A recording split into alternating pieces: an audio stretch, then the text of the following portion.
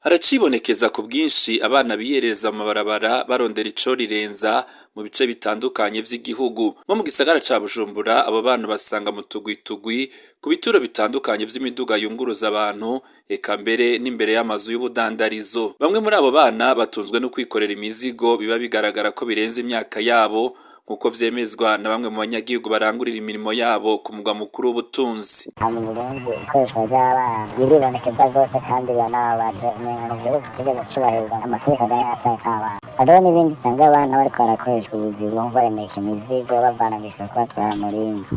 Ahandi abo bana bibonekeza ni mu miryango itandukanye, abo bita abayaya n'ababoyi, aho usanga bakora ibikorwa biruhije n'agahembo kabo kakaba inica ntikize. Ugasanga umwana aramesa nk'impuzu z'umuryango wose, agakoropa inzu, agateka, akarera abandi bana bangana nawe. Ugasanga umwana w'umuto wese w'imyaka 13 mu buboyi, bakabahemba indya canke bakabahemba inica ntikize. Abo bana uranabasanga mu mazu y'uburiro mu makartie atandukanye y'igisagara ca Bujumbura, ahakorerwa imiduga aho bita mu magaraje, naho basudira ivyuma. Abo bana bakaba bakoreshwa amasaha y'umurengera, aho usanga bataronka n'akanya ko kuruhuka. Abanyagisagara baganiriye na RPA bakaba banegura iyo ngendo yo gukoresha abana batarakwiza imyaka yo gukora, bagasaba inzego zibijejwe gutorera umuti ico kibazo. Haribonekeza kandi n'ikoreshwa ry'abo bana mu bikorwa vya politike. Aha twovuga nk'ibikorwa vy'inyiyamamazo biheruka, ahagaragaye ikoreshwa ry'abana ryakozwe n'umugambwe uri ku butegetsi,